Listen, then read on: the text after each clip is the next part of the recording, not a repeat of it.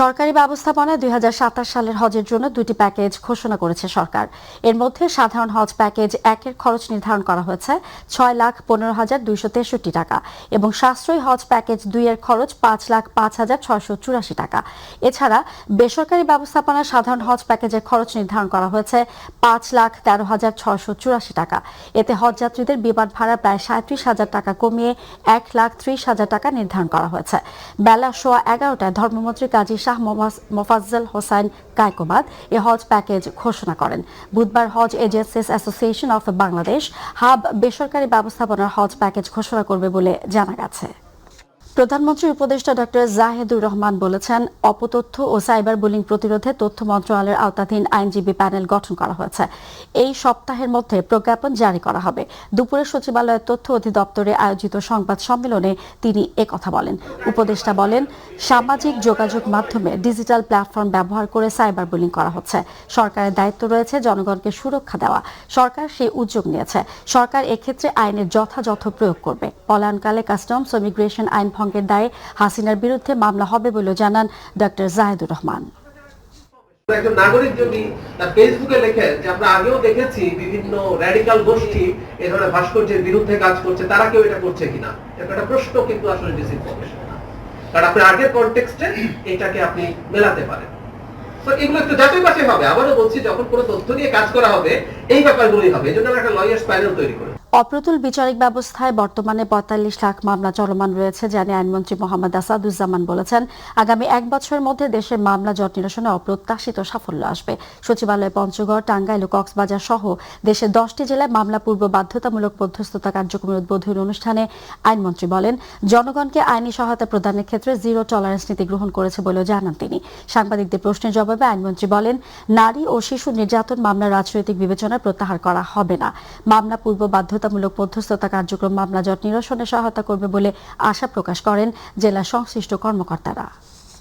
Target এই ধারাবাহিকতা 62%, 62.02% যে ড্রপ 3 মাসে হয়েছে, এটা যদি কন্টিনিউ করে তাতে যা আসবে আমাদের সব সম্ভব। এটা সম্ভব, আমি অসম্ভব বলে কিছু দেখি না। সেটা হলো আমাদের বিচার বিভাগের কর্মকর্তাদের যে নিরলস পরিশ্রম করে যাচ্ছেন। একজন আইনজীবী পরিশ্রম করেন, সকাল 7টা থেকে শুরু হয়, রাত 12টা পর্যন্ত চলে। বিনিময়ে উনি যে আর্থিক সুবিধা পান, বিচারকরা সেই সুবিধা পান না। বিচারকরা যে অফিস সময়ে কাজ করেন, আমরা আশা করব ওনারা আরেকটু বেশি সময় দিলে এই সংখ্যাটা সব ক্ষেত্রেই আমরা নিরসনে সম্ভব হব এবং সেই জায়গায় আমরা ওনাদেরকে এনকারেজ করছি। সাবেক রাষ্ট্রপতি জিয়াউর রহমান হত্যা মামলায় গ্রেফতার সাবেক সেনা কর্মকর্তা মোজাফফর হোসেনকে জুলাই গণঅভ্যুত্থানে ফেনীর মানবতা বিরোধী অপরাধের মামলায় 23 জুলাই হাজির করার নির্দেশ দিয়েছেন ট্রাইব্যুনাল।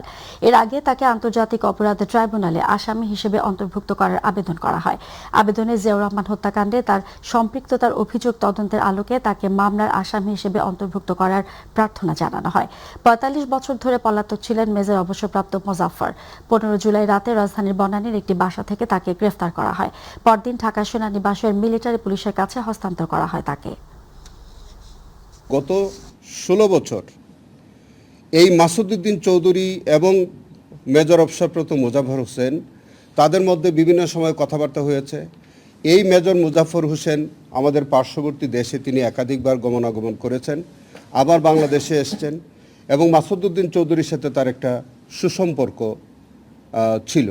অনেক সংশ্লিষ্টতা ইতিমধ্যে আমাদের তদন্ত সংস্থা পেয়েছে এবং সেই সময়ের মধ্যে যখন সারা বাংলাদেশে যখন এই যে মানবতা বিরোধী অপরাধ সংগঠিত হচ্ছিল, তখনও এই আসামি এবং মাসুদ উদ্দিন চৌধুরীর মধ্যে একটা সংশ্লিষ্টতা আমাদের তদন্ত সংস্থা ইতিমধ্যে পেয়েছে। জুলাই আন্দোলনে যাত্রাবাড়িতে পুলিশ কর্মকর্তার ছেলে তাইম হত্যা মামলায় ডিএমপির সাবেক কমিশনার হাবিবুর রহমান, যাত্রাবাড়ি থানার সাবেক ওসি আবুল হাসান সহ 11 আসামির বিরুদ্ধে সাক্ষ্য গ্রহণ অনুষ্ঠিত হয়েছে।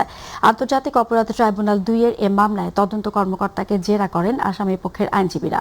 অন্যদিকে ট্রাইব্যুনাল 1-এ 2016 সালে কল্যাণপুরে জঙ্গি নাটক সাজিয়ে 9 তরুণকে হত্যা মামলায় শেখ হাসিনা, সাবেক আইজিপি শহীদুল হক এবং ডিএমপির সাবেক কমিশনার আসাদুজ্জামান মিয়া সহ 8 জনের বিরুদ্ধে বিচারিক কার্যক্রম অনুষ্ঠিত হয়।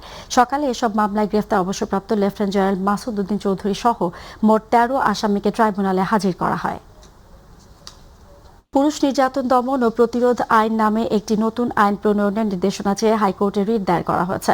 মঙ্গলবার বিচারপতি রাজিক আল জলিল ও বিচারপতি দেবাশিস রায়চৌধুরীর হাইকোর্ট বেঞ্চে রিট আবেদনটি শুনানি হতে পারে। আদালতে রিট আবেদনটি দায়ের করেন সুপ্রিম কোর্টের আইনজীবী কাজী ইলিয়াসুর রহমান। রিটে মন্ত্রিপরিষদ সচিব, প্রধানমন্ত্রী মুখ্য সচিব, স্বরাষ্ট্র সচিব ও আইন সচিবকে বিবাদী করা হয়েছে। আবেদনে বলা হয়েছে, যদি একটি পুরুষ নির্যাতন দমন ও প্রতিরোধ আইন প্রণয়ন করা হয় তবে আইনের সমতা ও ন্যায় বিচারের স্বার্থে নারীরা নারী ও শিশু নির্যাতন দমন আইনের অপব্যবহার করতে পারবে না।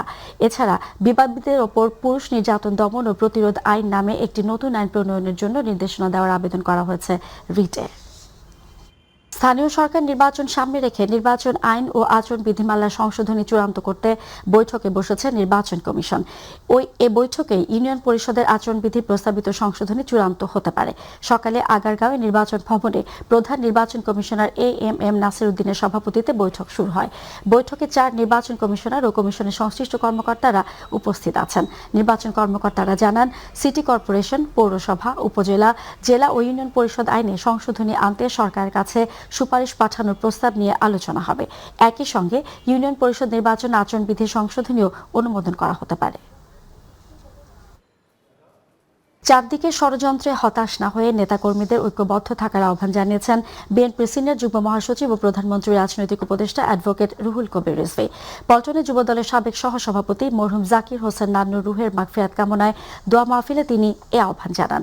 রিজভী বলেন, আন্তর্জাতিক আর দেশীয় আশ্রয়ে ছিলেন শহীদ রাষ্ট্রপতি জিয়াউর রহমানের খুনি মোজাফফর হোসেন। সে ৪৫ বছর কিভাবে টিকে থাকলো সেটি বড় প্রশ্ন। সরকারের যে গোটা জাতির উন্নয়নের জন্য যে কর্মসূচি, পাশাপাশি গণতন্ত্রকে চিরস্থায়ী করার এবং গণতন্ত্রকে সামাজিক এবং রাষ্ট্রের মধ্যে এটা চূড়ান্ত বিকাশ রূপ করার জন্য তার নেতৃত্বে যে প্রচেষ্টা, সেই প্রচেষ্টার আমরা যদি সফলতা আমরা যদি দেখতে চাই, তাহলে আমাদের সবাইকে একযোগে এক মনে কাজ করতে। রাজধানীর উত্তরার দিয়াবাড়িতে মাইলস্টোন স্কুল অ্যান্ড কলেজে যুদ্ধবিমান বিধ্বস্তের ঘটনায় ৩৬ জনের প্রাণহানির 1 বছর আজ। বিভীষিকাময় সে দিনের স্মৃতি এখনো ভুলতে পারেননি বেঁচে যাওয়া শিক্ষার্থী ও তাদের পরিবার। 1 বছর পরও সন্তান হারানো পরিবারগুলোর শোক কাটেনি। তদন্ত প্রতিবেদন প্রকাশ না হওয়ায় তাদের মধ্যে রয়েছে ক্ষোভ ও হতাশা। প্রতিনিধি মাহমুদা আক্তার পোষণকে সাথে নিয়ে আতিকুর রহমান তিতাসের রিপোর্ট। ২০২৫ সালের ২১ জুলাই দুপুর ক্লাস চলছিল মাইলস্টোন স্কুল অ্যান্ড কলেজের হায়দার আলী ভবনে। হঠাৎই বাংলাদেশ বিমান বাহিনীর F-7 BGI মডেলের একটি যুদ্ধবিমান ভবনটিতে বিধ্বস্ত হয়। মুহূর্তেই চারদিকে ছড়িয়ে পড়ে আগুন, ধোঁয়া আর আর্তচিৎকার। শিক্ষার্থী, শিক্ষক ও অভিভাবক সহ ৩৬ জন প্রাণ হারান। আহত হন শতাধিক মানুষ। নিহতদের মধ্যে ছিলেন যুদ্ধবিমানটির পাইলট ফ্লাইট লেফটেন্যান্ট তৌকির ইসলামও। সেই দিনের আগুন নিভে গেলেও বেঁচে থাকা মানুষগুলোর ভেতরের আগুন আজও নেভেনি। সন্তান হারানো বাবা মায়ের কাছে সময় যেন থমকে আছে সেই ২১ জুলাইতেই। অনেক আহত শিক্ষার্থী এখনো মানসিক ট্রমা কাটিয়ে উঠতে পারেনি। 1 বছর পেরিয়ে গেলেও প্রকাশ হয়নি তদন্ত প্রতিবেদন। বাচ্চাদের আর্তনাদ, সেই আগুন লেগে যাওয়া, প্লেন পড়া, ঠিক মনে হচ্ছে যে এগুলো আমার সব চোখের সামনে ভাসতেছে। আমি ডিউটি দিতেছি, আমি প্যারেড করতেছি, কিন্তু মনে হচ্ছে আমি আমার নিজের মধ্যে নাই। যারা নিজের চোখে দেখছে এই আগুন ধোয়া, তারা তো অলরেডি অনেক ট্রমাটাইজ। ঘুমে দেখি যে আমি কোথাও বন্দি, চারদিকে আগুন লাগা, এরকম। হয়তো আমরা কাজ করছি, আমরা মানুষ, আমাদেরকে চাকরি করতে হবে, কাজ করছি, চলছি, কিন্তু এটা আমাদের সবাইকে আসলে অনেক তাড়া করে বেড়ায়। 1 বছর পরও মাইলস্টোন ট্র্যাজেডি শুধু একটি দুর্ঘটনার নাম নয়, এটি অসংখ্য অপূর্ণ স্বপ্ন, অশ্রু আর দীর্ঘশ্বাসের প্রতীক। এখনো মাইলস্টোনের উপর দিয়ে বিমান উড়ে গেলে আতঙ্কিত হয়ে পড়েন শিক্ষার্থীরা। আমাদের প্রতিটা শিক্ষক, অভিভাবক বা শিক্ষার্থী যারা ছিল, আমার মনে হয় সবার মনে ওই যে সময়টা, যে স্মৃতিটা ছিল, 21শে জুলাই নামটা আসার সাথে সাথে ওই স্মৃতিটা ভেসে ওঠে। আমাদের যে নিষ্পাপ 28টা শিশু, 3 জন শিক্ষক, 3 জন অভিভাবক, 1 জন আয়া, ঠিক এই জায়গায় অকালে মৃত্যু বলে ঢলে পড়ে। স্বজনদের একটাই প্রত্যাশা, শুধু শোক পালন নয়, সত্য উদ্ঘাটন এবং কার্যকর ব্যবস্থা গ্রহণের মধ্য দিয়েই যেন নিহতদের প্রতি প্রকৃত সম্মান জানানো হয়। আহতদেরকে যে চিকিৎসার খরচ এটা দেওয়া হচ্ছে এবং আহত যারা পড়াশোনা এখন করতেছে তাদেরকে পড়াশোনার ব্যাপারটা ফ্রি করে দেওয়া হয়েছে। আতিকুর রহমান তিতাস, মাই টিভি।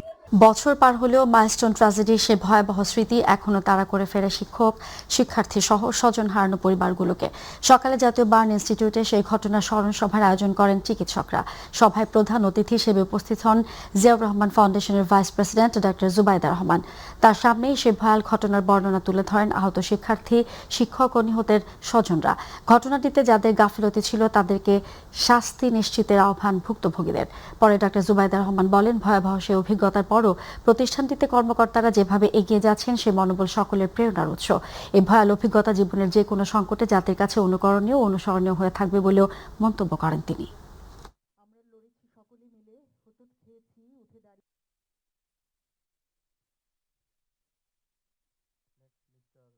মাইলস্টোন ট্র্যাজেডিতে আহত শিক্ষক, শিক্ষিকা, শিক্ষার্থীবৃন্দের মনোবল সকলের প্রেরণার উৎস। ভয়াবহ অভিজ্ঞতার পরও আপনারা যেভাবে সাহস ও সংকল্প নিয়ে ভবিষ্যতের দিকে এগিয়ে যাচ্ছেন জাতি কোনোদিন ভুলবে না। এই কষ্টের পরে যে দৃঢ়তা সকলে দেখিয়েছেন সেই জন্য তাদের জানাই ধন্যবাদ। উপরন্তু পরিবারের সদস্যদের অনুপ্রেরণা নিশ্চয়ই অবিস্মরণীয়। ইনশাআল্লাহ এই অভিজ্ঞতা আপনাদের সকলের প্রাণে, মনে যে দৃঢ়তার জন্ম দিয়েছে, পরবর্তীতে জীবনের যে কোনো সংকটময় মুহূর্তে সাহস দিবে। চাঁপাইনবাবগঞ্জে বিদ্যুৎস্পৃষ্ট হয়ে মা, মেয়ে সহ 3 জনের মৃত্যু হয়েছে। সকালে সদর উপজেলার বারঘড়িয়া বাদুরতলা এলাকায় এ দুর্ঘটনাটি ঘটে। মৃতরা হলেন বাদুরতলা এলাকার মোহাম্মদ ভিখুর স্ত্রী হাসিনা বেগম, হাসিনা বেগমের ভাতিজি আশা খাতুন ও তার মেয়ে মিম। পুলিশ জানায় বাড়িতে একটি লোহার মই বৃষ্টিতে ভিজে বিদ্যুতায়িত হয়েছিল। ওই মই দিয়ে ওপরে ওঠার সময় আশা খাতুন ও তার মেয়ে মিম বিদ্যুৎস্পৃষ্ট হয়। তাকে বাঁচাতে এগিয়ে এলে হাসিনা বেগমও বিদ্যুৎস্পৃষ্ট হয়ে ঘটনাস্থলেই মারা যান। খবর পেয়ে পুলিশ ঘটনাস্থলে গিয়ে 3 জনের মরদেহ উদ্ধার করে।